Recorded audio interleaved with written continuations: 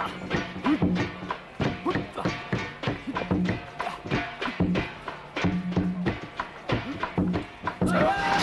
is useless. It's all his fault we lost that contest. Master! There was Tiger! He betrayed you! Hey guys, it's Will. It's Hong Kong Cinema Appreciation Society, and it is a very, very big day. Because guess what?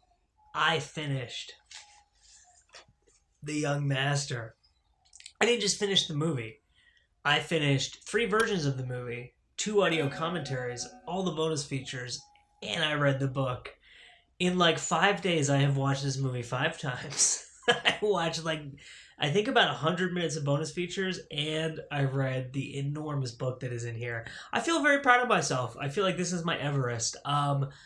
It's just insane. I mean, the only single film release that I can think of that is as monumental as this is, and I actually have it with me to show it to you here, this release of Apocalypse Now. It's not even a Hong Kong movie.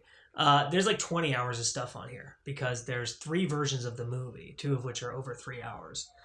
And there's 10 hours of bonus features or something like that. This has about, I think, 10 or 11 hours worth of stuff on it with all the versions of the movies, all the audio commentaries. It's just insane how monumental it is. And then on top of that, you've got 3 essays, all archival published materials. It's just overwhelming and insane. And I am going to try to review it for you here today. I'm going to show you the physical kind of aspects of this release. So the box, the poster, the booklet, everything. I'm going to talk about how the movie looks and sounds. There are multiple audio tracks on here. And then I'm going to talk about the bonus features and the different versions of the films and stuff like that. So hopefully this is not going to be too long, but it might be a really long video, and I apologize for that. Just right off the bat to let you know, if you're just wondering, should I go and buy this release? Absolutely yes. If you're a fan of Jackie Chan, if you're a fan of old school Kung Fu movies, if you're a fan of, the stuff that 88 Films has been putting out, Hong Kong cinema and stuff like that, yes. But this is like a 5-star release in terms of the attention paid to a single film and the amount that you learn about it and the different kind of ways that you get to engage with it and kind of different filters through which you get to understand it. They did everything they could have done and knocked it out of the park. Incredible release. So let's go over. And I'm not kidding you when I say that, I've got my little notebook here. I have 3 pages of notes trimmed down from like dozens that I took while I was going through this. Okay, so to give you just the kind of my impressions of the physical aspects of the release, it's ridiculous. I mean, this is a real hard box. It's not like a flimsy paper sleeve, right? It's the packaging is incredible. You get this amazing Kung Fu Bob artwork, which it wraps around to the back too. I haven't actually taken.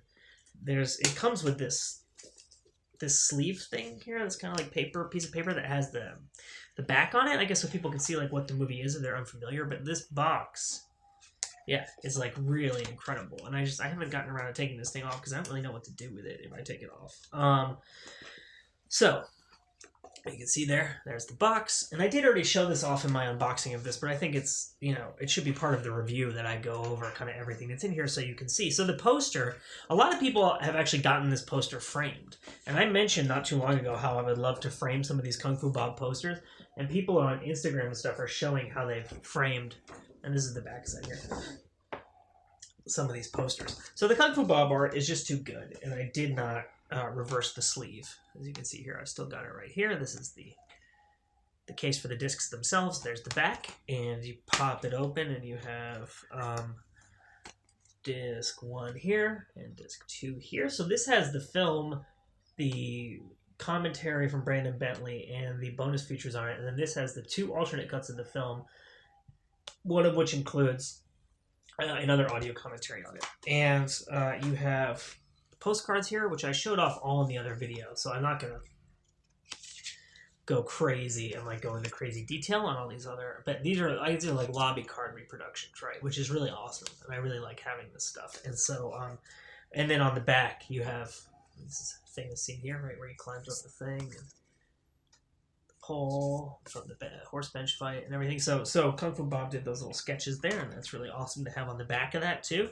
That there's that much detail, you know what I mean? It's not just here's the lobby card, we'll leave the back of it blank or whatever, but they decide to include artwork on the back of it too, which I think is super cool. Oh, and to show you the reversible cover art, it's what was on the other side of that poster there. So there you go, it's an old school poster for this movie. And then I have to show you the book. So And I'll say, before I actually get into the book, because I might start reviewing stuff once I get into the book, because there's a lot to talk about with the booklet.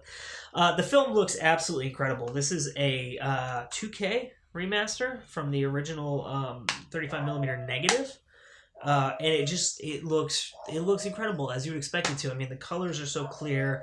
With all these movies, there's really fantastic locations that they use, and you can just see that so well. You can see like the kind of the lived-in nature of this town that they're filming in, and it makes it feel kind of like normal day-to-day life, and like the colors are so vivid and so clearly delineated. It's so easy to see the characters and the setting, and it's just like, there's been a lot of discussion with these releases of these older Jackie Chan films in essays and on social media and in videos and stuff like that, people talking about how we were never really able to fully understand these films until now, because the releases were so bad, VHS and Laserdisc and the DVDs that were copied from VHS or just like trimmed down and bad transfers, pan and scan, like all these crappy releases. Only now with, Blu-ray and returning to camera negative scans and stuff like that do we really get to understand what these films were as they were released and what they were intended to be. And that's a really tremendous gift, I think, to fans of these movies, and I think that these Blu-ray labels are doing a really phenomenal service, 88 Films especially, and obviously Eureka with the work that they've been doing to provide these films. And, Criterion a little bit, they release some Hong Kong movies, but it's mostly 88 and then also Eureka. So the book here is ridiculous. Like, it's amazing. It's a real book. It's bound, it's not stapled, and it's got so many photographs in it. So I'm going to go over the written material that's in here. We start off with a piece by Will Blake. So Will Blake, if you don't know who Will Blake is, he's written other stuff for 88 Films. He's on the Operation Condor release. He organizes the Fighting Spirit Film Festival, I believe it's called, which is in London. And he's active on Instagram. So go find him on Instagram, because he's really, really nice. I've corresponded with him a little bit, and he's very intelligent. He's very insightful. He loves movies. We'll talk to you about movies all day long. And this essay is incredible. It's 37 pages long. And basically what he does is he starts with an introduction.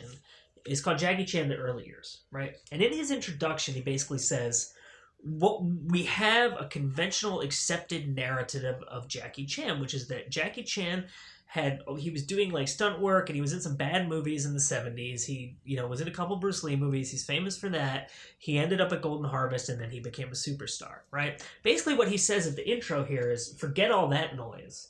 We're going to do the real history of Jackie Chan. And he starts from when Jackie is born.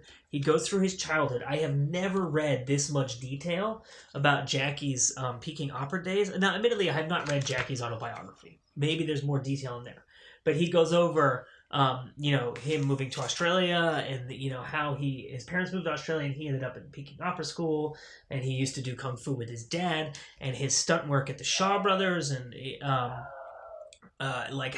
all the different Shaw movies he was in, all the different people he worked with there, all the independent films he was in the 70s, how he made all these connections throughout those years that helped him in his later career. He actually talks about how John Woo, I knew that Jackie Chan was in Hand of Death, the John Woo movie. I did not know that Jackie and John Woo knew each other for years before that, and that John Woo thought Jackie was like the real deal and was going to be a huge star, and he would hire him as like a fight choreographer, and he cast him in Hand of Death because he saw that he was really hungry to be in front of the camera and to show off what he could do. And apparently, according to this essay, John Woo actually went to Golden Harvest and was like, you need to sign this guy. Like, he's amazing and he's going to be a star. And they're like, I don't know.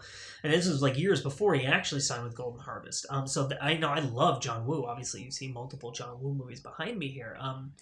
So it's really kind of amazing to read that history and to read about all of Jackie's films with Lo Wei, his personal relationships with people like Jimmy Wang Yu, and there's the whole. I'll talk more later about the drama of the contract with Lo Wei films and stuff like that. His personal ambitions, how he kind of would attack these roles in these films, how he learned about filmmaking and stunt work and all this stuff, all the times he went back to Australia and thought his career was over and then came back to Hong Kong. Like, this essay is incredible, and basically Will Blake does what is to me like a kind of a minor miracle, in that he completely reconceptualizes what Jackie Chan's career is. And again, like, if you speak Cantonese and if you grew up in the 70s in Hong Kong, you already know all this stuff, right? But for me, this is really revelatory. Basically, what this essay does is it says that the young master is not the beginning of superstar Jackie Chan, the Young Master is, even though obviously it is, right? But what the Young Master really is a culmination of years and years and years of Jackie working his way up through the industry, learning, making connections, making films, expanding his style, expanding his kind of cinematic vocabulary, and forming an identity that is unique to him in the industry and becoming like a phenomenon of a filmmaker and actor. It's a movie that is the top of a mountain, not the beginning of the trip up the mountain, as we tend to think of it. And I think that's a really miraculous way to reconceptualize this film. And I'm really, really happy that this essay was included in there. And so shout out to Will Blake for that and to 88 for publishing this. So then we have VHS Kung Fu by Tim Murray. This is really interesting. He interviews all these people who worked in VHS distribution in the UK about martial arts films and how these movies were put out and how people would buy like entire catalogs of martial arts studios. And some of the films were like really low quality releases where they would just put like hand-drawn crappy like box art on it, or like one of these companies ended up getting they had their own duplication facility, so they made the tapes themselves. So they would get the movies from Hong Kong, and then they would go to video stores and be like, how many copies of this movie do you want? Okay, sure. And then they would go to another video store, how many copies do you want? And then they would make them themselves and put the sleeves in, ship them out, and then the video stores would sell them once they didn't need them for rentals anymore and stuff like that. It's a really interesting look at the economy and evolution of the releases of these films, which you know is something I'm really interested in if you watch this channel, and not something I know a ton about, something I'm learning a lot about doing this channel. So shout out to everyone too who's helping me learn all this stuff. So that's a great little piece there. Then you have this reprinted old thing introducing Jackie Chan, Asia's #1 kung fu star. So as you don't know, The Young Master was like the highest grossing film in Hong Kong of all time when it was released. So here's all this different promotional material here. So it was a really, really big deal, obviously. And so, you know, you had all this promotional stuff coming out. And then this is really cool. There's one more essay in here. It's by James Oliver. Let me just find it. It's called Fantastic, The Young Master. And it's this is kind of about how important this film was in terms of, you know, Jackie developed all these new styles that he used for fighting, for filmmaking, and how it really kind of put him on the map for a lot of fans who saw this as one of the earlier films of his that they saw and really loved it and really saw his personality and unique style in it. And I'm just, you know, I read so many of these essays so quickly together. Yeah, so he talks about how Jackie ended up at The Young Master and how The Young Master is often overlooked in terms of Police Story and Project A, which came out, you know, just 5 years later, or even Dragon Lord, which came out 2 years later. And how kind of Snake and Eagle Shadow and Drunken Master led up to this, and how the film is kind of a far more important film than it is often given credit for. And that is actually kind of the theme of this release. From all the audio commentaries and interviews and stuff, the theme of this release is the world has been sleeping on The Young Master. It's a great movie. It's a very important movie, and we are here to give it its due. And this release more than does that. It really makes up in spades for the years of kind of what I think a lot of fans see as the neglect and disrespect of this film. So now, the bonus features, that's just the essays and the physical presentation of the movie. I cannot emphasize to you enough how epic this release is. It is insane. Okay, so, like I said, the film looks incredible. Audio options. You have Cantonese mono home video mix. You have the original Cantonese mono theatrical mix. You have English 5.1 dub. And then you have a new and exclusive custom audio option that has the Cantonese dialogue track mixed with the alternate soundtrack from the international release. So I went back and forth between the Cantonese mono home video mix and the custom one. The custom one, I really, really loved some of the music cues. Like the hype music when it's time to fight, like when Hwang in Seek first shows up on and like whoops the crap out of all those guys, and there's like this like heavy guitar music, and it's like, yes!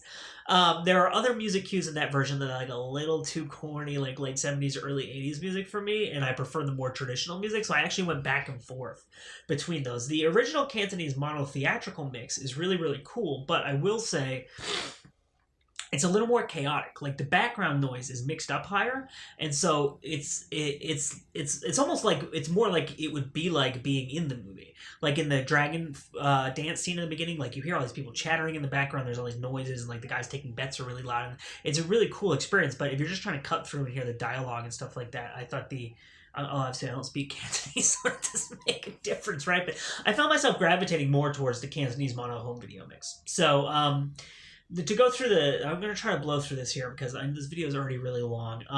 Rick Baker on The Young Master, that's a 10-minute interview, and Rick Baker just talks about how this is one of his favorite Jackie Chan movies. He talks about the first time he saw it on video, and how, it was like the first Jackie Golden Harvest movie, and how it was a really important movie for fans and for Jackie's career. And, the experience of seeing this film in the UK, and kind of, he saw it on Betamax for the first time, which is really cool to hear about. I really like his interviews and his, like, reminiscences, and, like, because he's, like, a true OG of, like, Hong Kong cinema fandom from way back in the day. So then we have something that's really incredible. It's called The Art of the Cut, Editing the Young Master. This is 20 minutes long, and it's a professional editor, as best I can tell, and he goes through all the different cuts of this movie, and there are 4 of them. There's 3 that are on here. The other one is a Taiwanese VHS release work print. It was only ever released on VHS. It was very low quality, right? And it has like snippets of stuff here and there that's not in the other cuts. There's not like a huge difference really. And so he goes over what was cut from each of the versions. He talks about the original 3-hour version that Jackie made. He talks about how Jackie was really unhappy with the first cut Golden Harvested, so he demanded to get the film himself, like all the film footage. He did his 3-hour cut. Distributors were like, no, it's way too long. Then he worked with this veteran editor who had edited Fist of Fury, and which Jackie was also in. And actually, Will Blake talks about that in his essay about how the stunt that Jackie did in Fist of Fury was like really big for his career, like earned him Bruce Lee's respect and stuff like that. Anyway, so this veteran editor worked really closely with Jackie, and they got a cut of the movie that they were both really happy with, and that was the Hong Kong theatrical cut. And that editor actually then went on to edit all Jackie Chan movies until the advent basically of digital editing, at which point he was like, I'm going to retire. I don't want to do the digital thing. Like, film is my medium. I'm done. And the editor is of the guy who does the bonus feature on here, who is an editor. He's actually met the editor of The Young Master before. He took like a class with him or something like that. So he has like a lot of insight into his process and stuff like that. And that was really interesting. And so I was actually going to do a video comparing the 3 cuts of the film, and I don't need to because that is on here as this really fantastic bonus feature. So, and he goes through everything. I mean, he shows footage. It's like minute detail. It's really, really cool. And as an editor, he's able to talk about like, well, you can tell that there's footage missing here because the rhythms of this scene are weird, and then he's sourced some of that footage and will show it to you what was cut out and stuff like that. It's really, really cool.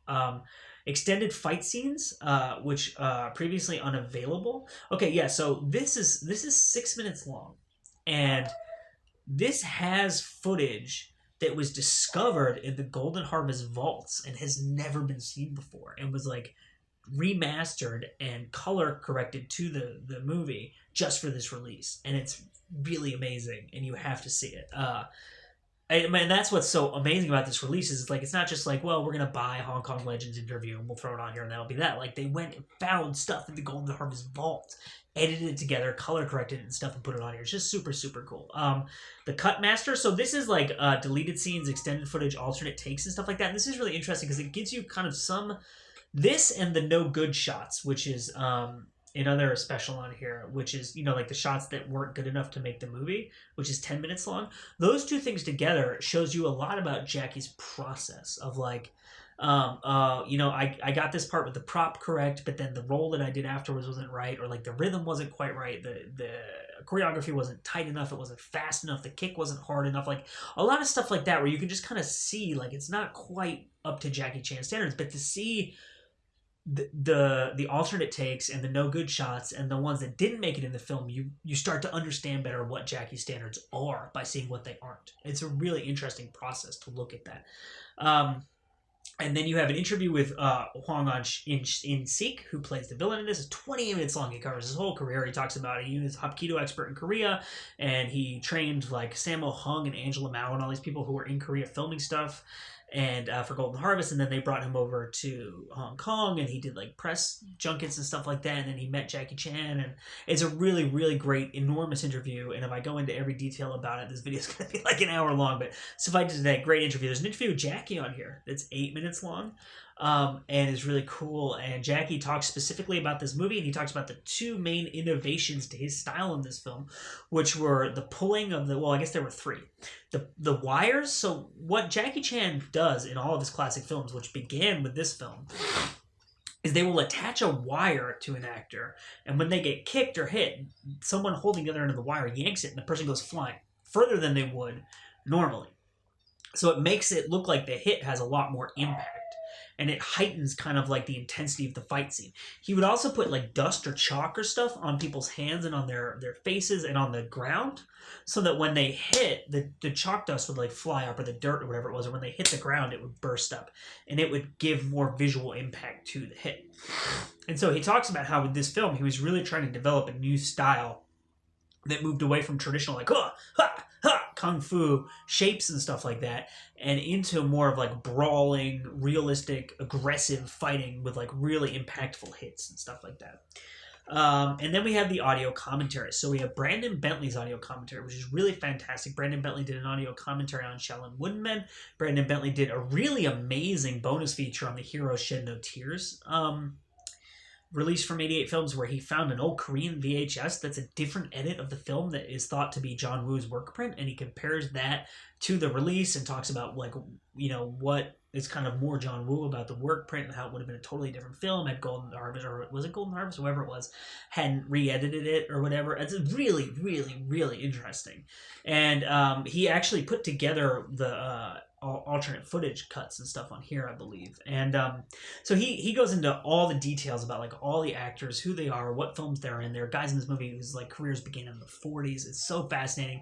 He talks about how Lily Lee was actually more famous than Yoon Bi-yoo at the time, and so like that's an interesting dynamic thinking about like when you see those two characters in the film. And I'm going to check my notes now because this video is running long, but also, you know, there's just so much information in this release that I wanted to make sure that I didn't leave anything out that I thought was really important. He talks about the Cantonese title. It's an idiom and what it means and how it was translated into English. A lot of cultural specific stuff, like the significance of the lion dance and why the lions are eating lettuce. And that's actually something that the guys who do the other audio commentary, who is Audi Sorley and... I just don't want to get anyone's names wrong, so I want to make sure I know who I'm talking. Chris, yeah, I thought his name was Chris. Audi Sorley and Chris Ling. They do a commentary on the export cut, which is the 90-minute cut, and they also talk about the lion dance, the significance of the lion dance. They talk about the history of this movie in Japan and how big Jackie was in Japan and how important Japan was as a market and how certain things were made just for Japan, including the alternate soundtrack on the film, which was done by Japanese composers. One of them, Akira Inoue, I believe his name is. I think he did some famous...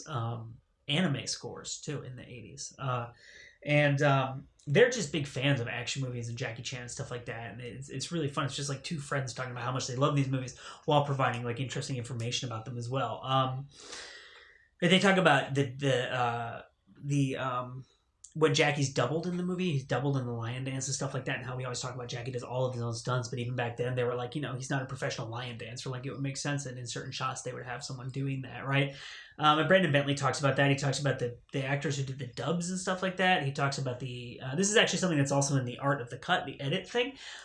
They talk about the guy who edited Die Hard edited the export cut of this movie. So everyone kind of talks about that and what an American editor is looking at versus what Jackie Chan and his editor are looking at. Martial arts editing versus like really narrative focused American style editing and stuff like that. I'm just seeing if there's anything else. Oh, and one of the things that's really cool that Brandon Bentley does is in the fight scenes, he points out that Mars and Jackie Chan are both doubling as stunt performers, and you can actually, when he points it out, you're like, oh yeah, that's obviously Jackie and that's obviously Mars, even though they're not characters in that scene, right? It's just really cool. So I'm gonna stop there.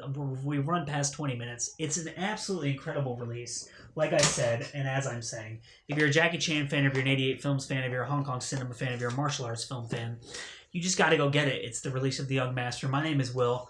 This is Hong Kong Cinema Appreciation Society. I thank you so much for watching. I apologize for the extraordinary length of this video, and we will see you next time.